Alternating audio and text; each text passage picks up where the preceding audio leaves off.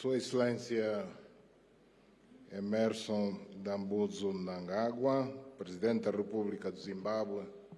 e próximo Presidente da SADC e anfitrião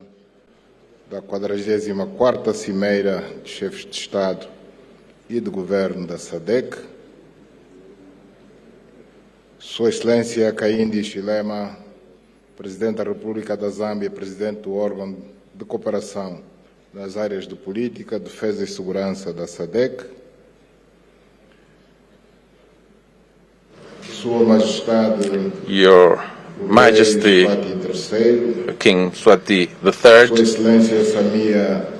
Your Excellency Samia Suluhu Hassan, President of the United Republic of Tanzania and incoming Chair of SADC Organ on Politics, Defense and Security Cooperation, Your Excellency Felix Antoine Tshisekedi Chilombo, President of the Democratic Republic of Congo and outgoing Chairperson of SADC, Your Excellency Nangolo Mbumba, President of the Republic of Namibia and outgoing Chairperson of the SADC Organ on Politics, Defense and Security Cooperation, Your Excellency Heads of States and Government of SADC and their representatives, Your Excellency Clara Gatete,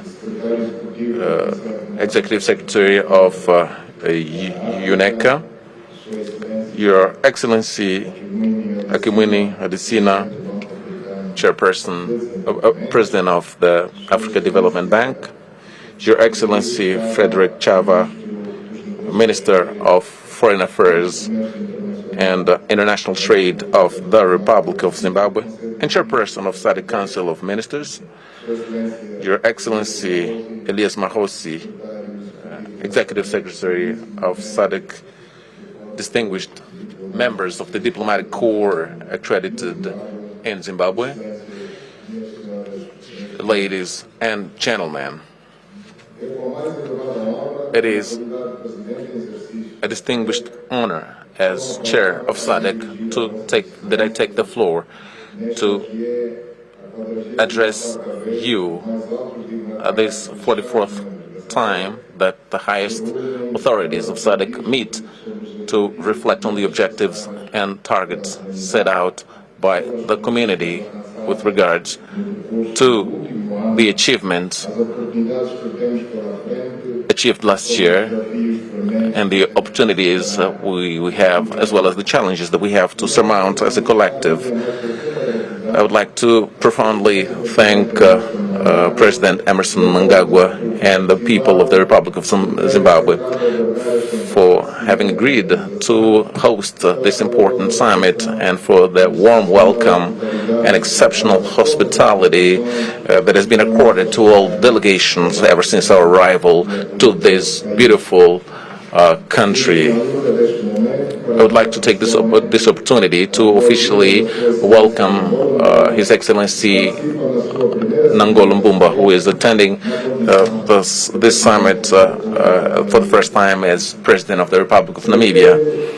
I would like to reiterate on behalf of all heads of states of SADC our congratulations to Your Excellency and to the people of the Republic of Namibia, who have, in a very exemplary way, has carried out the transfer of power in your country after the sad passing of our late friend and companion Hage Geingob. We will continue working together with the same spirit as usual to face the current and future challenges of our organization, hoping to together build a prosperous future for all SADC citizens. Allow me to say as well that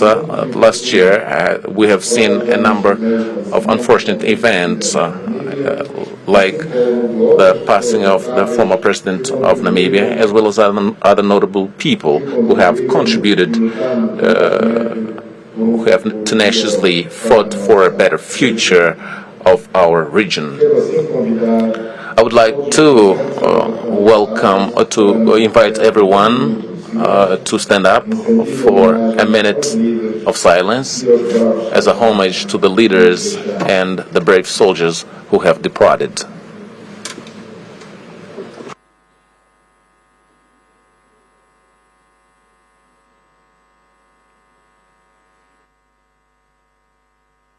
Muito obrigado.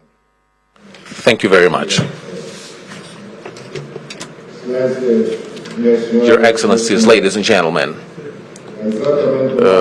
it's been exactly 1 year that the Republic of Angola took the chairmanship of SADC with the commitment of proceeding with the industrialization agenda that has started on the 44th summit of SADC held here in Zimbabwe, when the organization took the bold decision of placing industrialization at the center of its regional integration agenda, and with the drafting of the strategy and roadmap for SADC industrialization. To spur on this agenda, the summit adopted the theme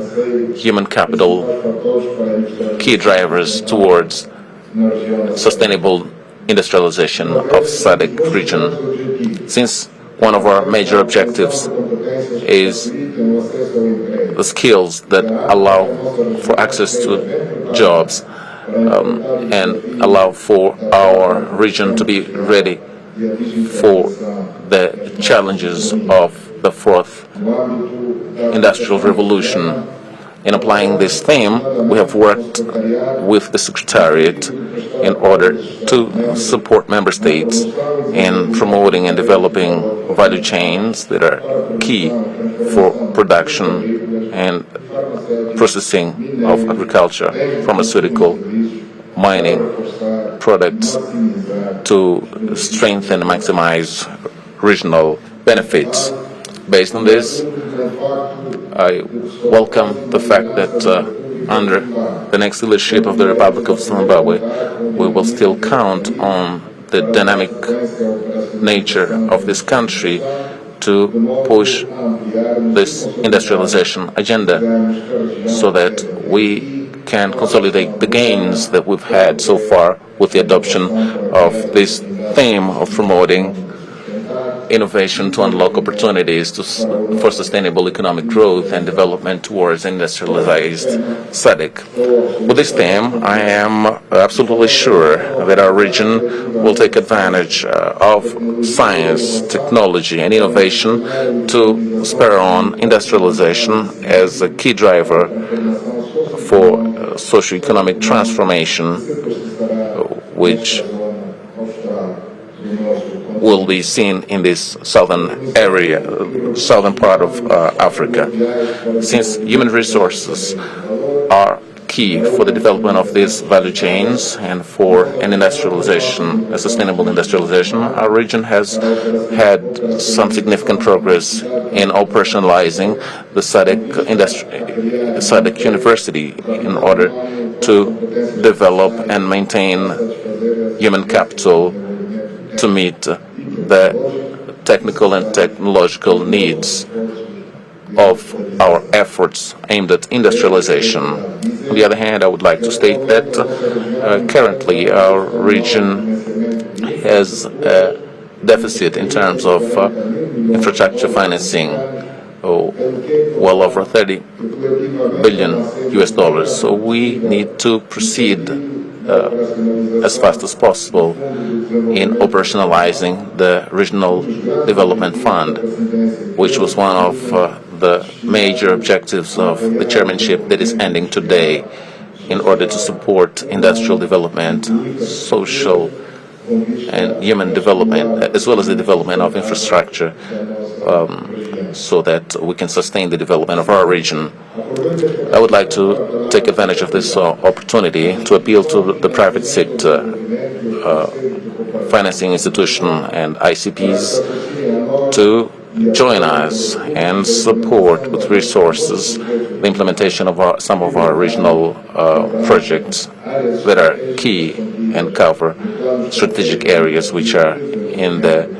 Regional Indicative Development Plan for 2020 to 2030. Your Excellencies, ladies and gentlemen, under the development to support regional integration during the chairmanship that ends today, our region has seen considerable progress in the energy, transport, water resource, shared water resources, ITC, and weather. Based on this, I think it is important to state that SADC region currently has 86% of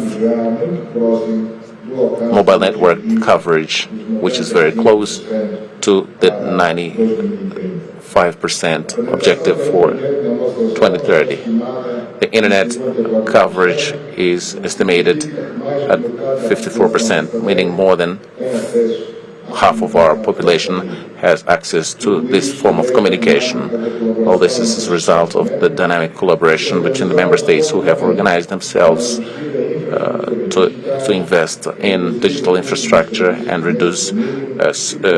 service costs in these areas and promoting digital literacy. With regards to energy resources,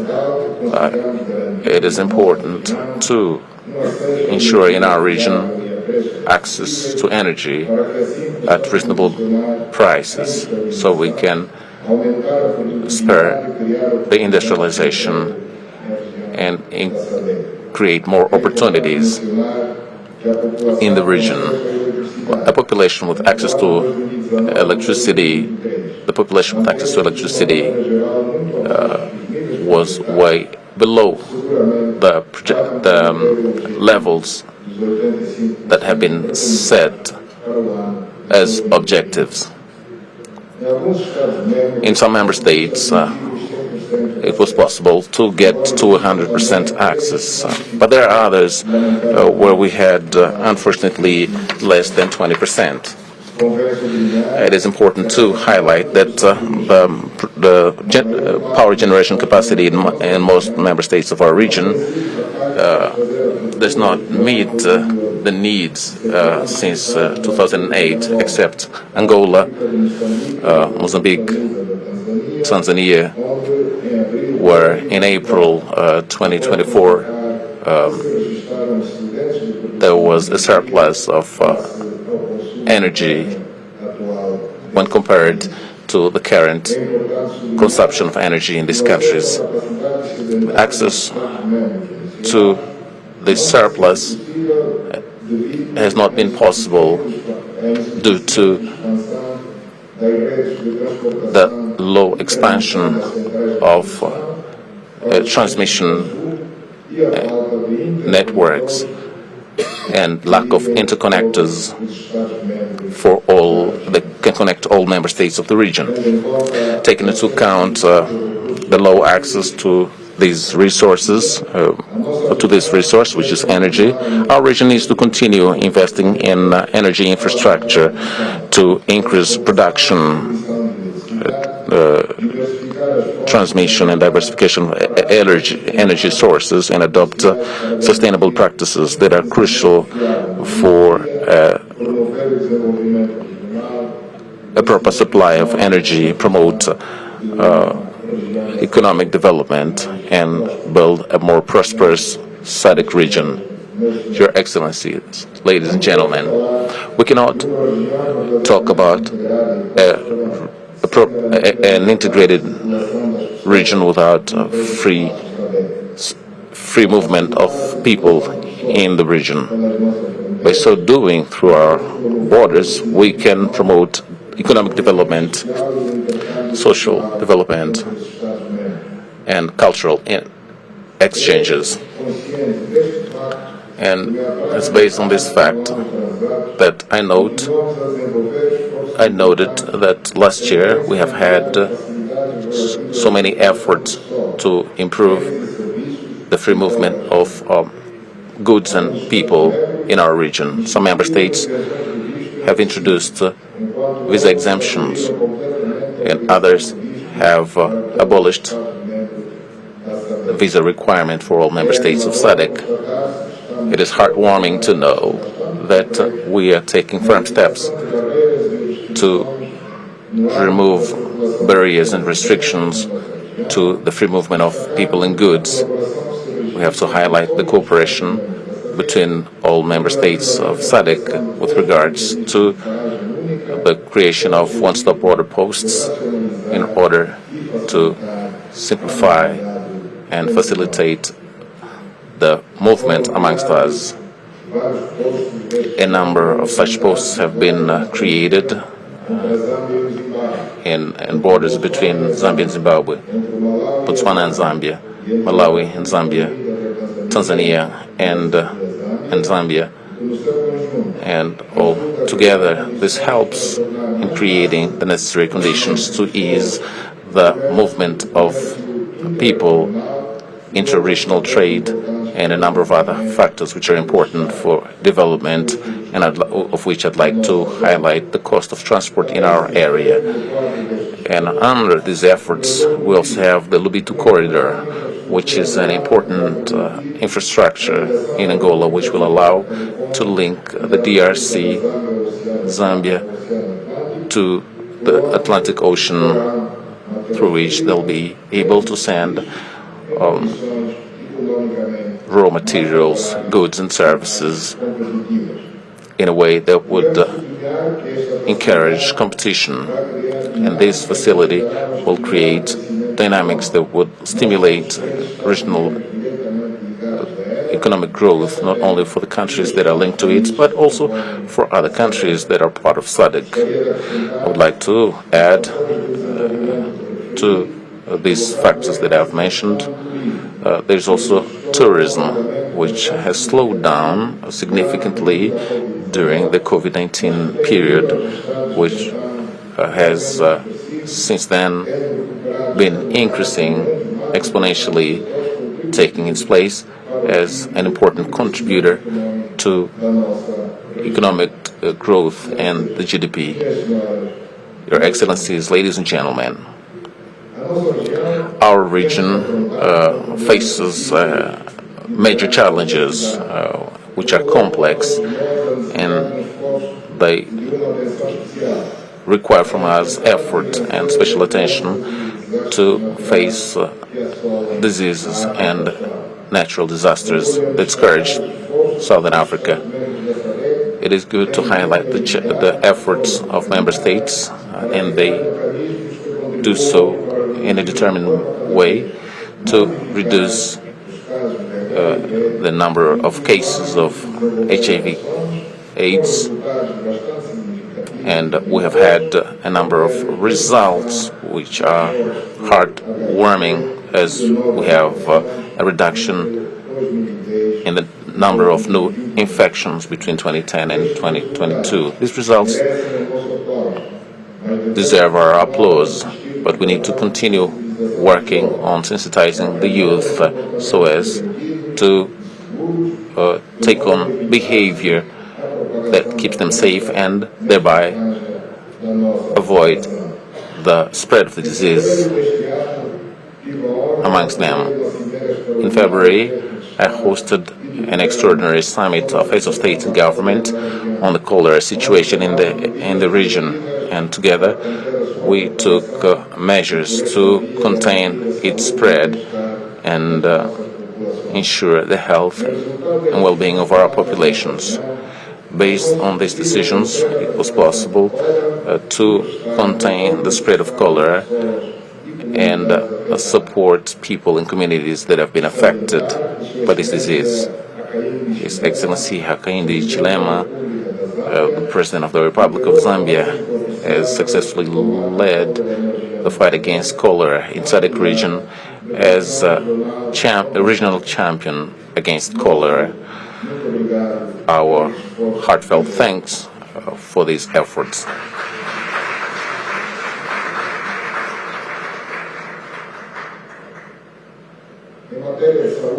With regards to health, I'd like to also highlight the fact that we also had success that's noteworthy in the fight against malaria, and the incidence rate has reduced significantly. During this year, when I was at the helm of our organization, we had to deal with a number of other situations that required collective action. And we've held a virtual May in virtual summit in May on natural disasters, which implies prioritizing infrastructure and reduce the vulnerability of our people, the people in our region. At this summit, in which we touched on drought, floods resulting from El Nino, we launched a regional humanitarian appeal for SADC aimed at mobilizing at least $5.5 billion to complement the national resources of affected member states. I would like to say that the amounts mobilized so far are unfortunately well below the estimated amounts, and I would like to therefore reiterate this appeal to regional and international partners, to the private sector and member states, to redouble their efforts so that we can achieve the amounts that we need and provide help to our people who are affected by El Nino phenomenon. We have received from experts of our region some information of possible new occurrences in the coming years of drought, cyclones, landslides, wildfires, and the rise of sea level as a result of climate change and a number of other factors. In order to protect ourselves against such situations, last year the SADC Humanitarian Operations Center has been operationalized, which will help in coordinating the preparation, response, and rapid recovery from disasters, under the support that will be given to affected member states that are affected by natural disasters. Your Excellencies, ladies and gentlemen, the issues of peace and security of our region are still at the center of our attention, and are part of the priority issues of SADC, and we have made all necessary effort to maintain a climate of peace and tranquility in Southern Africa, which prevails, although we have some conflict in Eastern DRC, which is a challenge that we are trying to address, and we have good prospects on it, taking into account the understandings that the agreements that have been reached in this region between the DRC and Rwanda from the 8th of August. We will work towards the negotiation and the signing of a definitive peace agreement. The Republic of Angola, as a mediator, has submitted to Rwanda and the DRC a draft peace agreement, which is being reviewed by the two countries, and it will be discussed and negotiated between ministerial delegations of the Republic of the DRC and Rwanda as from the 20th August 2024 in Luanda. We would like to highlight the role of the chair of the organ has played in order to carry out this mission, SADC mission in the DRC, in order to have a positive contribution to the creation of an environment that allows for mitigating the conflict factors. There is also the situation of the security situation in Cabo Delgado province in Mozambique, in which on the 4th July this year, the SADC mission has come to an end, and this mission has played an important role in helping Mozambique in facing terrorism and extremist violence, violent extremism, and we have been able to address the issue. At the end of the mission in Mozambique is not the end of our commitment to continue supporting the efforts of this sister country aimed at having peace, which is necessary for the progress of the country. In this globalized world, SADC pays attention to peace and security issues throughout the world, without which all efforts to ensure food security will be compromised. It is therefore urgent to end the war in Sudan, given the serious consequences on the lives of people who are facing one of the worst humanitarian catastrophes. There is the destruction of infrastructure in the country, and given its location and the size of the country, it is a major threat to the countries of Great Lakes and the Eastern Bloc. Peace has to be negotiated with all parties in that conflict in order to address the current situation and afford the country an opportunity to reconstruct, to rebuild, and ensure the return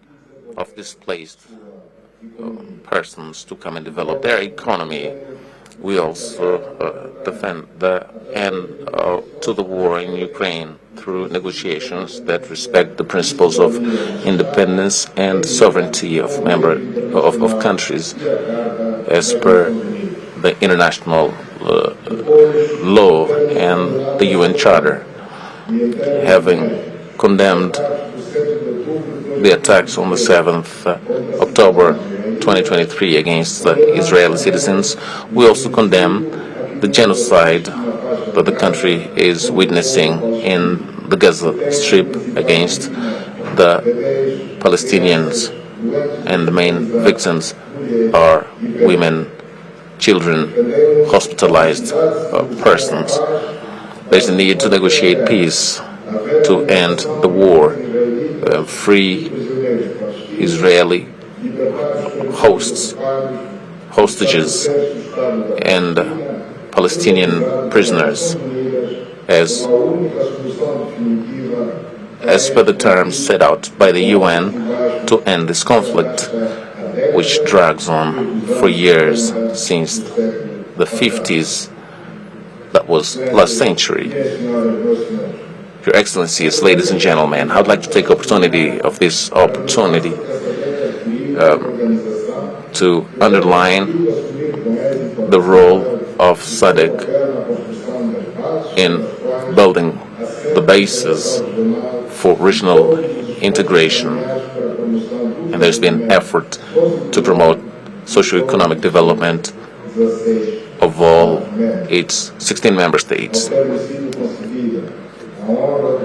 Having been given the honor of chairing SADC over 12 months, I've been able to see the efforts that we've been applying to improve the situation in all member states and in the lives of its people. All results that have been achieved are based on the selfless work of the Secretariat led by His Excellency Mr. Maposi, who have not spared efforts in supporting tirelessly my chairmanship that I've exercised up until now. I'm now coming to the end of this term, and I am sure that the decisions from this summit, the 44th, will strengthen our collective action to surmount obstacles and face challenges we have in future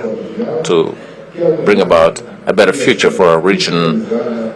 as we want it to be industrialized, peaceful, inclusive, competitive, and of middle-high income, in which all citizens have an economic well-being, justice and freedom, as we set out in the 2050 SADC vision. It is now my honor and privilege to transfer the chairmanship, to hand over the chairmanship to my brother Emerson Mnangagwa, President of the Republic of Zimbabwe, who surely will apply all his knowledge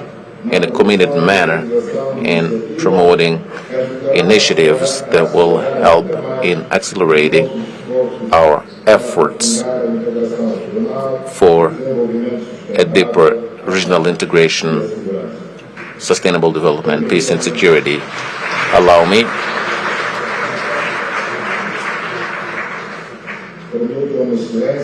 Your Excellencies to invite His Excellency Emerson Mnangagwa, the new chairperson of SADC, to come for the official handover ceremony. Thank you very much to everyone.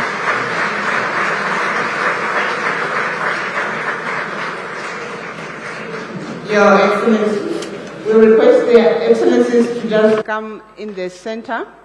We are now going to witness the handing over of the chair from the Republic of